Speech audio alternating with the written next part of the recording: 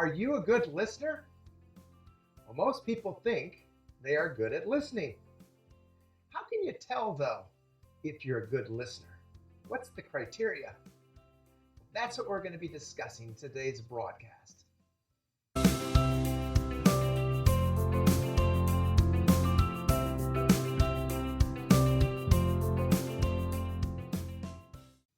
Hey everyone, welcome to the broadcast today. So glad you've tuned in. If you haven't already, please subscribe to the channel. Don't forget to push that notification bell so you get a notification every time we upload a video.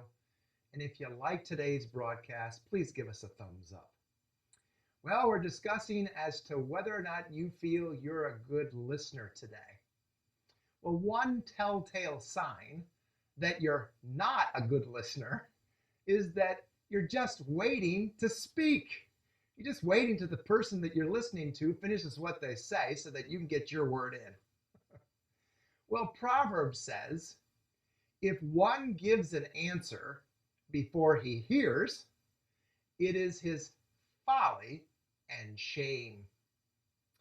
It's similar to what the Apostle James tells us in his epistle when he says, know this, my beloved brothers, let every person be quick to hear, slow to speak, and slow to anger. I think that's pretty telling. The fact is that if we're really not listening and we're just waiting to speak, the likelihood is our response is going to be more angry than it is gentle and understanding.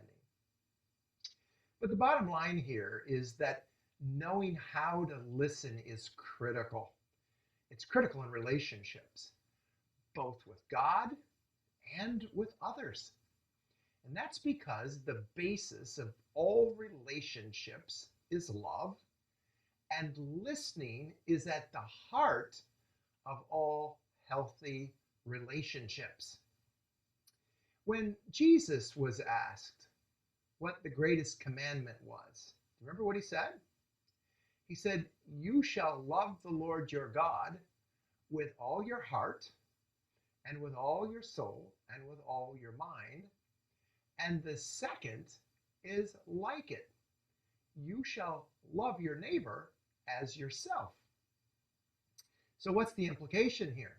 The implication is that you and I cannot love God, nor anyone else for that matter, if you don't hear what they are saying. To love is to listen and to give yourself attentively to others.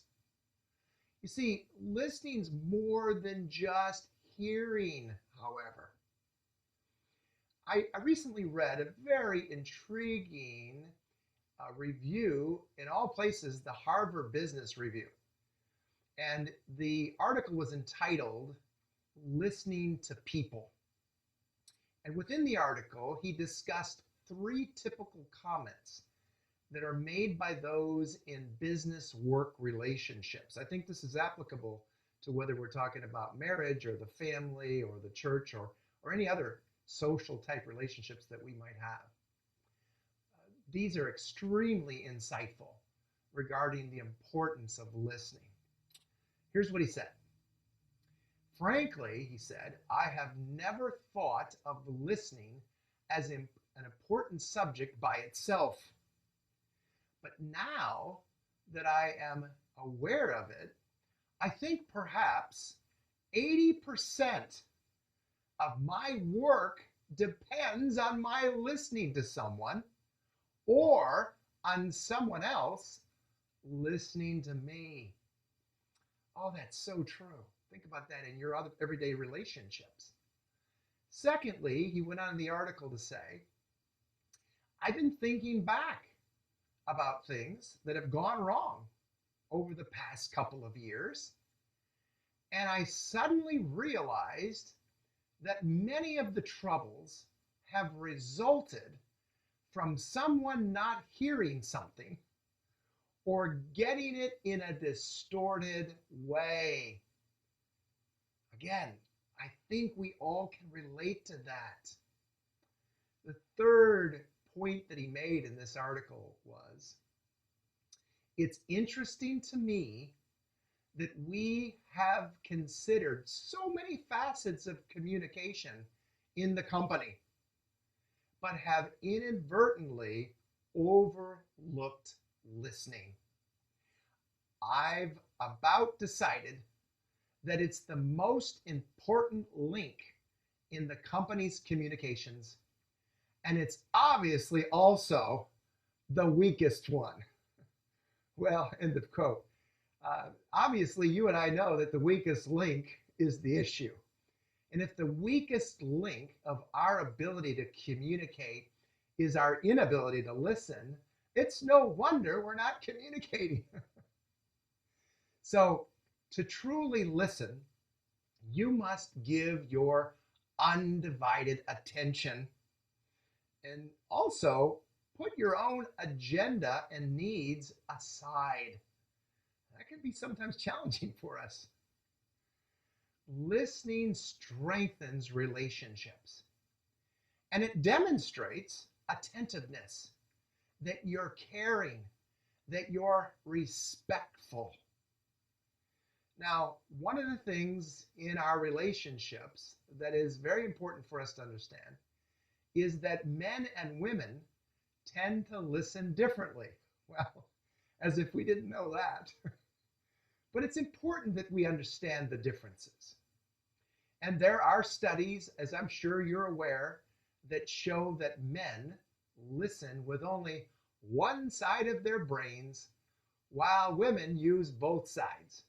Now, before we throw stones at the men, ladies, let's remember that God designed us the way he did, so he obviously knew what he was doing.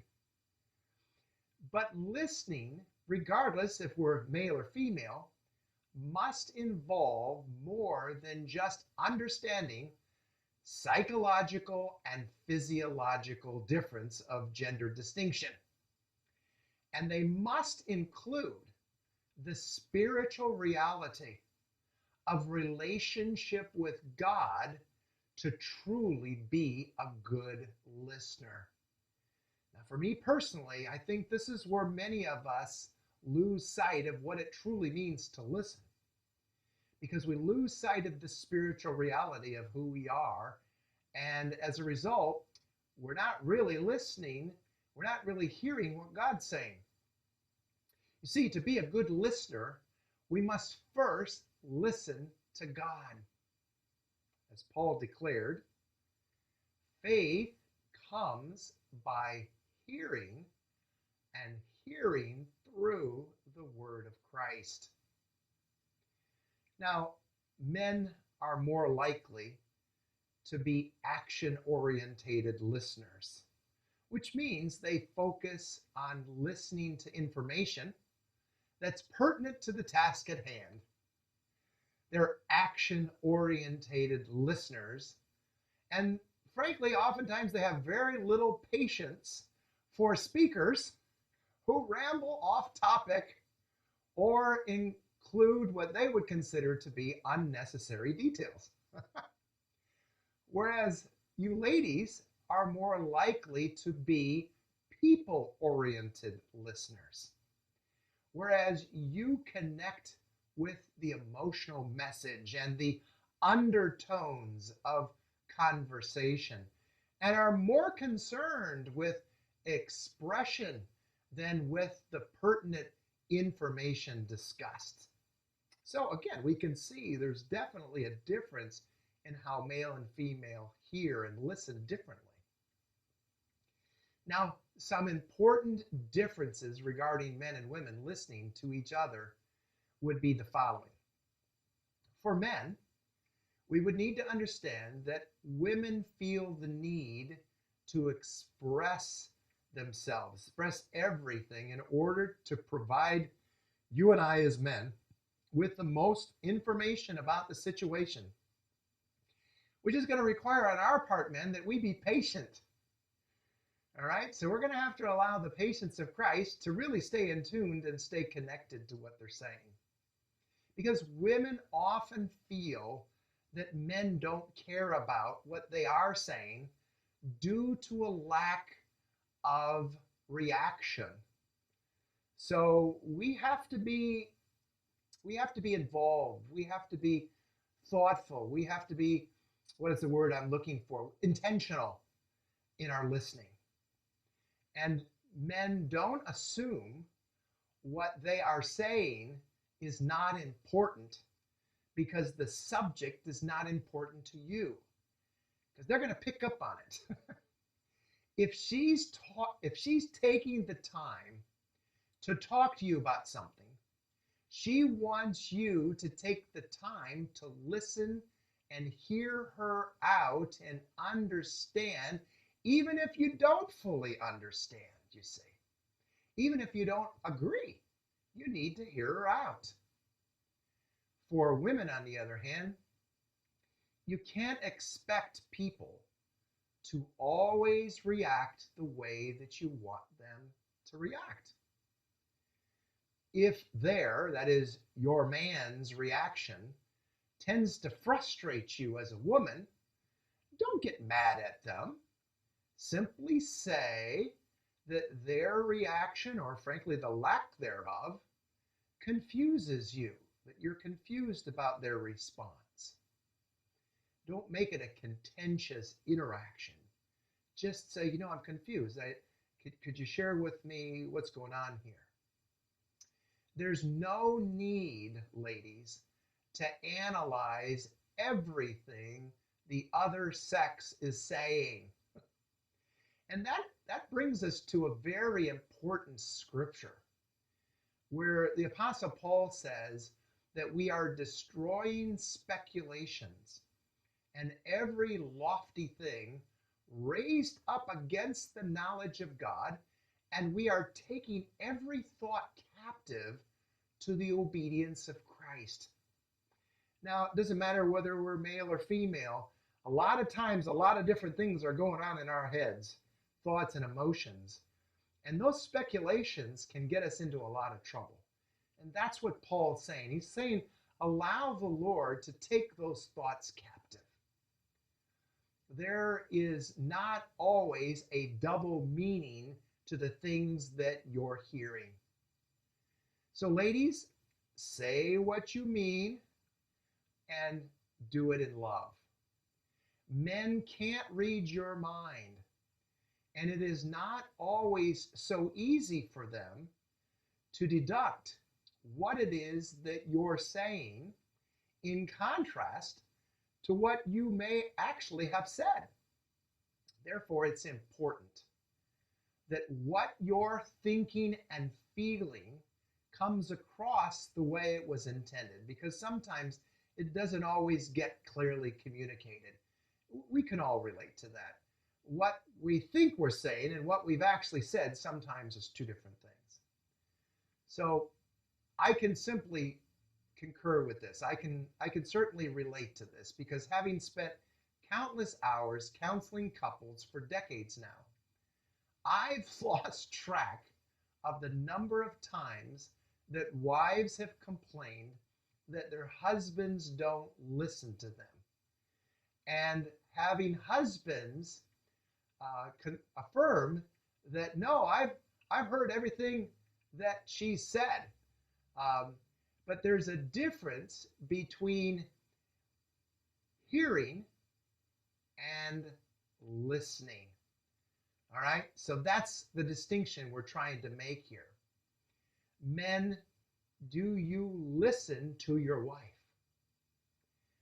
Just because you can recite word for word what she said to you doesn't necessarily mean you've listened to her. And if you're like most men or most husbands, and we're honest, we would have to admit that there are times that we would like our wives to just get to the point. Could you just make the point? Could you just get to the bottom line? Could you just give me the Cliff Notes as to what you're trying to say? You may have even heard her suggest more than once, "You're not listening to me, honey." And you may have responded more than once, "Yes, I am. I heard everything you said." So who's right? Is there a difference between hearing what someone says and listening to someone? Well, let's see if we can break this down to understand it more clearly. And what I would say is that listening is one step ahead of hearing. You see, hearing is simple. It's the ability to hear, i.e., it's the natural God-given ability that we all have as human beings. However, listening is an acquired skill, which unfortunately only a few people possess. So while the hearing is involuntary and performed kind of effortlessly because we hear everything that's going on around us, listening is done intentionally, where we are frankly selective and we pay attention to only those messages we think are important to us. So, did you get that? That's important to understand. We hear pretty much everything, but we're not really tuned in or attentive to listen to everything that everybody's saying. We're selective in our listening. An example of that is that a husband gets home from a long day of work. He walks in the door and his wife begins to talk about her day. About the frustrations with her boss at work, her lunch with her friend, and maybe the challenges with a child are some of the first things that she begins to share. And somewhere in the midst of her words, he slowly begins to tune out. Maybe he looks down at his phone, or maybe he's got the remote and he's starting to look up at the tube. And it lets his mind begin to wander to other things. Now, he might think that she doesn't notice, but I can guarantee you, man, that she does. And by not keeping eye contact, engaging with her, she senses that he doesn't really care about what she's saying and what she's thinking, and that it's not important to him. Now, before we try to justify ourselves, man, let's be honest here. Let's face it. The fewer the words to make the point, the better. I can certainly empathize. After 44 years of marriage, my wife has certainly challenged me to be a better listener. And although I've come a long way in my listening skills, I still have a long way to go. One thing is for certain. Your wife will be hesitant to share her deepest secrets or simply vent about her day if you haven't learned how to listen. Not listening will have an adverse effect on not only your marriage relationships, but all other relationships, as we saw from that Harvard review. Not listening to your wife when she talks about what she talks about has severe consequences, some of which I'm sure you've experienced as well as I. In future broadcasts, we're going to be talking about the specifics of what some of those consequences are. So today, I want to encourage all of us to be better listeners by listening first to what the Lord is saying, you see. Because listening is derived skill, and we derive it from participating with Christ. Remember, he's the one that said, "My sheep hear my voice, and they follow me." So unless we're hearing what God's saying in the unique settings of relationships that you and I are experiencing and taking his lead as we're engaging each other, the chances are we're experiencing conflict. So until next time, listen more attentively and experience life as God intended. We hope you were encouraged and blessed by this video. We would love to have your feedback and interact with you. If you have a testimony that relates to today's discussion, please share it below in the comments. Don't forget to subscribe to the channel and click the notification bell so that each time we upload a video that you'll be notified. Be sure to check out our blog on our website, which is in the description below. And until next time, may you experience life as God intended.